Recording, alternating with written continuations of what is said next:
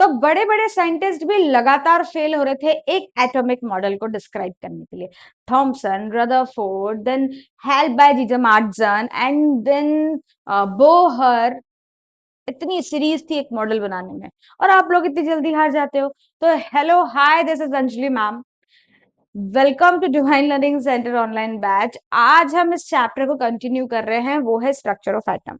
हमने already discoveries पढ़ ली है प्रोटॉन, इलेक्ट्रॉन और न्यूट्रॉन की, राइट? याद है ना? नहीं तो जाके लास्ट लेक्चर देखो। इस वाले लेक्चर में वी विल स्टडी कि किस तरीके से फाइनल एटम किस तरीके से दिखता है, क्या उसका स्ट्रक्चर, क्या प्रॉपर्टीज है, उसके पहले कितने फेलियर्स आए थे।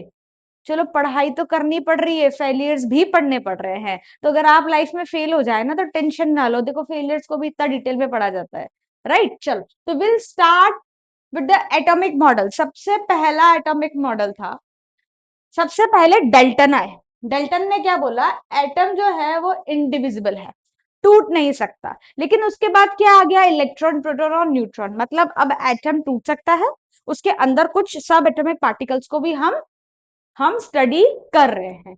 तो इसको एक्सप्लेन करने के लिए दो मॉडल्स आए, दो मॉडल्स प्रपोज हुए, टू मॉडल सबसे पहले आए। कौन कौन से? पहला मॉडल आया बच्चों थॉमसन का, ठीक है, जिसको थॉमसन एटॉमिक मॉडल भी बोला गया। उसी के बाद दूसरा आया रदरफोर्ड का, Rutherford atomic model, right? Thomson atomic model ने क्या बोला? तरबूज खाते खाते सोच रहा होगा तो उसने बस प्लम पुडिंग बोल दिया। जैसे उसने बोला वाटरमेलन में सीड्स एम्बेडेड होते हैं जगह जगह, सबने खाया है ना वाटरमेलन, जिसने नहीं खाया ना पहले जाके वाटरमेलन खाओ, फिर ही ये कंसेप्ट समझ में आने वाला है। तो जैसे वाटरमेलन में सीड्स एम्बेडेड होते हैं, उसी तरीके से उसने बोला कि एक पॉजिटिव स्फेयर है एटम। जैसे जो रेड पोर्शन है ना वाटरमेलन का, उसको बोला कि ये जो रेड पोर्शन है ये पूरा प्रोटॉन्स है, पॉजिटिव है, और जहां जहां ये सीड्स एम्बेडेड है वहां वहां मान लो ये इलेक्ट्रॉन्स एम्बेडेड है। प्लम इन पुडिंग मॉडल भी बोला गया इसको।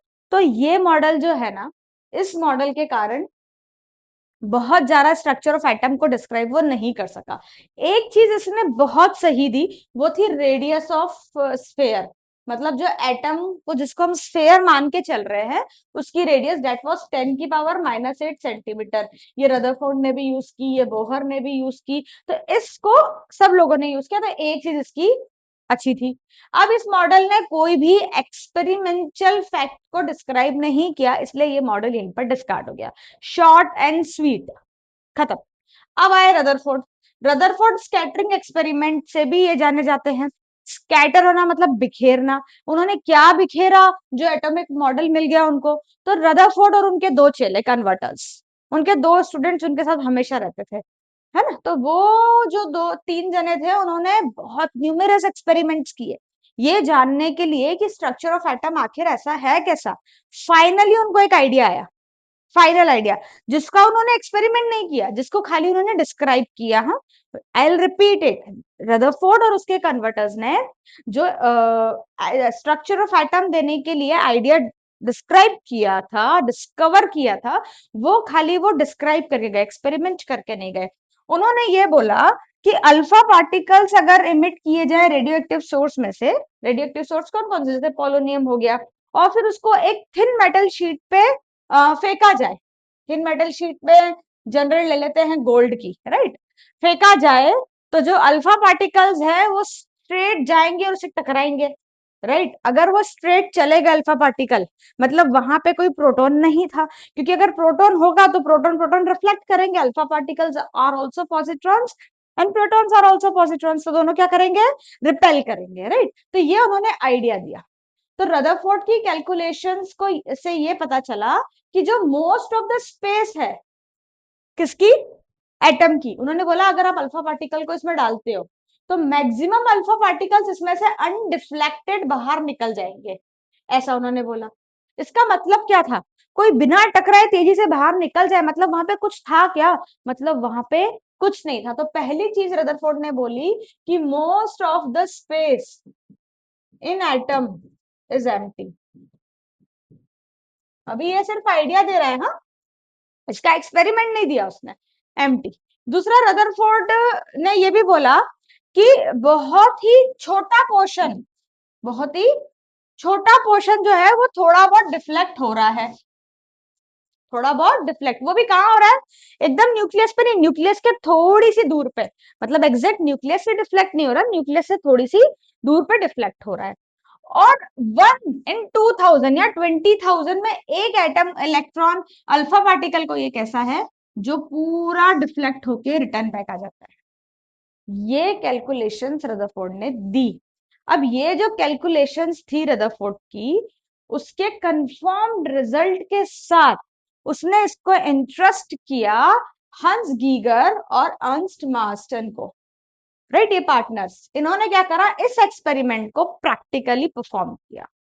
तो actually Rutherford scattering experiment was performed by हंस गीगर और अर्नस्ट मार्स्टन, राइट। तब उन्होंने परफॉर्म किया। इसने परफॉर्म कैसे किया, अब बड़ा ही अच्छे से लोगों ने परफॉर्म किया, देखो ध्यान से समझो, एग्जाम में एवरी ईयर ये क्वेश्चन बहुत क्लियरली पूछा जाता है।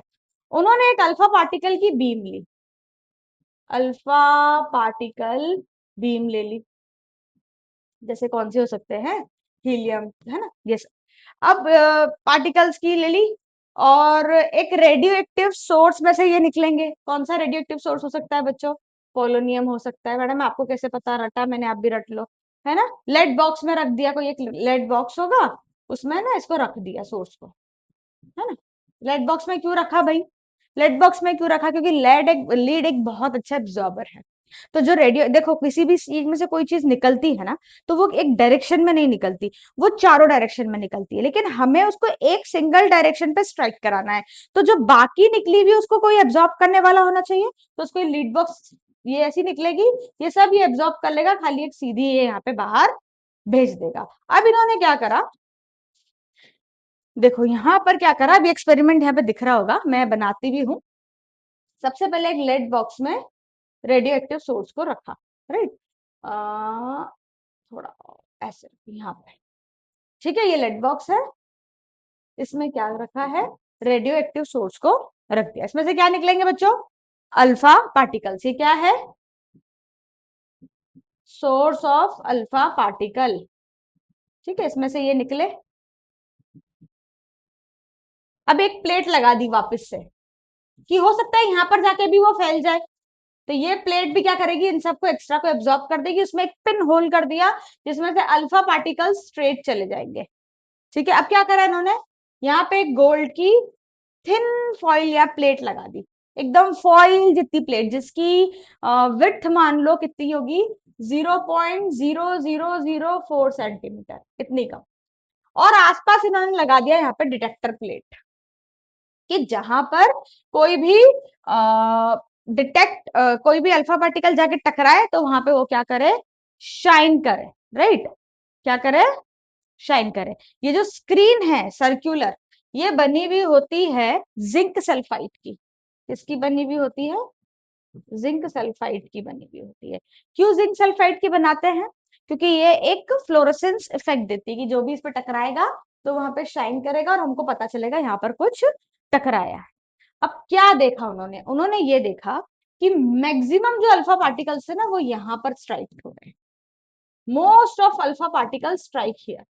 मतलब वो क्या हुआ, गोल्ड फॉइल, जो एक गोल्ड एक एटम हमने लेके चला है, उसमें से सब के सब सीधे सीधे बाहर निकल गए, डिफ्लेक्शन नहीं हुआ। यही रदरफोर्ड ने बोला था कि मैक्सिमम अल्फा पार्टिकल्स एटम में से निकल के अनडिफ्लेक्टेड बाहर निकल जाते हैं। उसने बोला, इन्होंने प्रूफ किया, कैसे, क्योंकि इन्होंने यहाँ पे एक स्क्रीन लगा दी जहां पे कंटिन्यूअस स्ट्राइकिंग हो रही थी। इससे क्या पता चला कि एटम का मैक्सिमम स्पेस जो है वो एम्प्टी है, वहां पे ना इलेक्ट्रॉन ना प्रोटॉन है, राइट। तो अब यहाँ पर आए, अब कुछ देखा कि वेरी फ्यू अल्फा पार्टिकल्स, बहुत ही कम alpha particles underwent small deflections, कुछ को कुछ डिफ्लेक्शंस हो रहे थे, मतलब यहाँ पर आने के बाद यहाँ पर या यहाँ पर स्ट्राइक कर रहे थे, तो वेरी रेयर गोल्ड फॉइल पे, मतलब यहाँ पर कुछ पॉजिटिव पोर्शन पड़ा होगा, तभी तो वो डिफ्लेक्ट हुए, क्योंकि अल्फा पार्टिकल भी पॉजिटिव है और जो हमने गोल्ड फॉइल का न्यूक्लियस होगा वो भी पॉजिटिव होगा, तो वहां से क्या होंगे, दोनों डिफ्लेक्ट होंगे, तो डिफ्लेक्ट हो गया। अब उन्होंने ये बोला कि 1 in 20,000, मार्क करो, 1 in 20,000 डिफ्लेक्टेड बैकवर्ड, मतलब 90 डिग्री से भी कम का एंगल लेके वो पीछे की तरफ आए होंगे। तो इसका मतलब क्या है कि मैसिव मास है यहाँ पे पॉजिट्रॉन्स का, सेंटर पे, एटम के सेंटर पे मैसिव है कौन, पॉजिट्रॉन्स। उसने इतनी स्पीड में आते हुए पॉजिटिव इलेक्ट्रॉन्स, पॉजिटिव आयंस को डिफ्लेक्ट बैक कर दिया, राइट। चलो, तो ये एक्सपेरिमेंट किया था किसने, हंस गीगर और अर्नस्ट मासडर ने। आइडिया किसका था, रदरफोर्ड का। नाम किससे जाना जाता है, रदरफोर्ड का। कहा क्या जाता है, रदरफोर्ड स्कैटरिंग एक्सपेरिमेंट। अब क्वेश्चन आता है, who perform Rutherford scattering experiment, and बच्चे बोलते हैं अरे रदरफोर्ड ने किया था ना, अरे नहीं रे भैया, उसने खाली आइडिया दिया था। परफॉर्म किसने किया, हंस गीगर और अर्नस्ट मासडर ने। तो कंक्लूजन क्या था रदरफोर्ड का, कंक्लूजन ये था कि क्योंकि large number of alpha particles atom में से अनडिफ्लेक्टेड चले गए, तो most of the space in atom is empty, most of space in atom is empty. बड़ा इंपॉर्टेंट है बच्चों, है ना। सेकंड, कुछ सम अल्फा पार्टिकल्स रिफ्लेक्ट हो गए, मतलब वहां पे कुछ मैसिव पॉजिटिवली चार्ज है जो प्रेजेंट है एटम में उस स्पेस पे, मतलब सेंटर में क्या है, मैसिव पॉजिटिव चार्ज है, जिसको हम प्रोटॉन्स बोल रहे हैं। बहुत ही फ्यू कंप्लीटली डिफ्लेक्ट बैक हुए, इसका मतलब उनका हैवी मास से कॉलिजन हुआ होगा सेंटर में। तो रदरफोर्ड ने जब ये एक्सपेरिमेंट किया, उसके बाद एटम को लेकर के दो चीजें निश्चित हो गई। डेल्टन, एटम एक होल क्वांटिटी है, इंडिविजिबल है, फिर इलेक्ट्रॉन प्रोटॉन न्यूट्रॉन रहता है। थॉमसन आता है, फेल हो जाता है, रदरफोर्ड आइडिया देता है, हंस गीगर उसको परफॉर्म करता है। इतना होने के बाद, दिस मॉडल के बाद एटम दो चीजों से मिलके बना है, ये कंफर्म हो जाता है। क्या कंफर्म हो जाता है, एटम दो चीजों से मिलके बना है। कौन सी दो चीजों से, एक तो न्यूक्लियस से जो सेंटर में है, इसके अंदर पॉजिट्रॉन्स और न्यूक्लियॉन्स, जिसको कंप्लीटली हम न्यूक्लियॉन्स भी बोलते हैं, न्यूट्रॉन और प्रोटॉन्स इसके अंदर प्रेजेंट है। जो न्यूक्लियस है उसका जो रेडियस है 10⁻⁸ है। होल एटम का जो रेडियस होता है वो जनरली 10⁻12 -13 होता है। ठीक है, ये निकल के आया किससे कि 10⁻12 -13 वो स्फेयर का रेडियस होगा, और जबकि डेल्टन ने, अरे क्या बोलते हैं, थॉमसन ने ये दिया था जो उससे भी छोटा निकल के बाद में आया, मतलब और छोटा है एटम जितना किसने बताया था, थॉमसन ने बताया, उससे भी छोटा निकल के आया। फिर एक्स्ट्रा न्यूक्लियर पार्ट, जहां पे इलेक्ट्रॉन है जो सराउंड कर रहे हैं किसको, जो सराउंड कर रहे हैं किसको, वो सराउंड कर रहे हैं न्यूक्लियस को। और ये माना गया कि वो उसके आसपास क्या कर रहे हैं, रिवॉल्व कर रहे हैं। अभी ये माना गया क्योंकि देखो, maximum alpha particles without scattering, without deflection बाहर निकल गए। मतलब ये भी तो हो सकता है इलेक्ट्रॉन यहाँ पे था, अब ये यहाँ पर आ रहा है, पर ये तो रिवॉल्व कर रहा है, तो जब तक ये यहाँ पर आए ये वाला निकल जाए, है ना। तो ये माना जा रहा है इलेक्ट्रॉन है, पर वो एक ही जगह बैठे नहीं है, वो घूम रहे हैं। इसीलिए तो मैक्सिमम टाइम्स हमारी जो अल्फा स्कैटरिंग रेज है, अल्फा पार्टिकल रेज है, वो विदाउट डिफ्लेक्शन बाहर निकल रही है, राइट। चलो, अभी नेक्स्ट हमको पढ़ना है इसी में कि एटॉमिक नंबर और मास नंबर क्या होता है। अब एटम का एक बेसिक स्ट्रक्चर सामने आ गया कि भाई इलेक्ट्रॉन्स रिवॉल्व कर रहे हैं, न्यूक्लियस में प्रोटॉन्स हैं, न्यूक्लियस का ही जो मास है वो सबसे मैसिव पार्ट है एटम का। तो पूरा जो मास है एटम का वो डिपेंड करता है न्यूक्लियस पे। तो इससे कुछ बेसिक एटम के बारे में बातें बताई गई। सबसे पहले जो भी एटॉमिक नंबर होता है वो इक्वल होता है नंबर ऑफ प्रोटॉन्स के। किसके इक्वल होगा, प्रोटॉन्स के इक्वल होगा। तो एग्जाम्पल फॉर एग्जाम्पल, जैसे हमारे पास क्लोरीन है, उसका एटॉमिक नंबर 17 है, इसका मतलब उसके पास नंबर ऑफ प्रोटॉन्स भी 17 है, राइट। और इसको डिनोट करते हैं Z से, ठीक है। दूसरा मास नंबर, जो एटम का मास नंबर होगा वो होता है प्रोटॉन्स प्लस न्यूट्रॉन से। क्यों? क्योंकि हमने ये बोला जो मास है एटम का वो डिपेंड करता है न्यूक्लियस पे। अब न्यूक्लियस में दो चीजें हैं बच्चों, एक है क्या प्रोटॉन, एक है क्या न्यूट्रॉन, तो दोनों के सम के इक्वल होगा। मास नंबर को डिनोट किया जाता है ए से, और हमें पता है प्रोटॉन्स को भी मैं जेड लिख सकती हूँ, तो यहाँ से मुझे न्यूट्रॉन मिल जाएंगे। तो जब भी मुझे न्यूट्रॉन निकालने हैं तो मैं क्या कर दूंगी, ए माइनस जेड कर दूंगी। अब अगर मान लो किसी भी एलिमेंट को मैं एक्स से डिनोट करती हूँ, राइट, तो यहाँ पे लिखा जाता है उसका एटॉमिक नंबर, यहाँ लिखा जाता है उसका मास नंबर। फॉर एग्जाम्पल जैसे क्लोरीन है 17 का 35, एटॉमिक नंबर का डबल होता है ना मास, है ना, पता है ना। चलो नेक्स्ट आ जाते हैं आइसोटॉप्स एंड आइसोबार्स पे। इसके बाद हम ड्रॉबैक्स ऑफ रदरफोर्ड पढ़ेंगे। क्यों आ गया ये बीच में टॉपिक, इसलिए आ गया क्योंकि हम एटम के बारे में कुछ बेसिक बेसिक समझ चुके थे। आइसोटॉप्स का मतलब ये होता है जिनका जो एलिमेंट सेम हो, जैसे फॉर एग्जांपल क्लोरीन और क्लोरीन, दोनों एलिमेंट सेम है, मतलब दोनों के क्या है, सेम है, एटॉमिक नंबर सेम है, लेकिन इनके मास नंबर अलग होते हैं। इनके मास नंबर अलग होते हैं, एक क्लोरीन का मास नंबर 35 होता है, एक क्लोरीन का मास नंबर 37 होता है, मतलब ये दोनों क्या है, आपस में आइसोटोप्स हैं। The atom of a same element having same atomic number but the different mass number are known as what? Isotopes, right?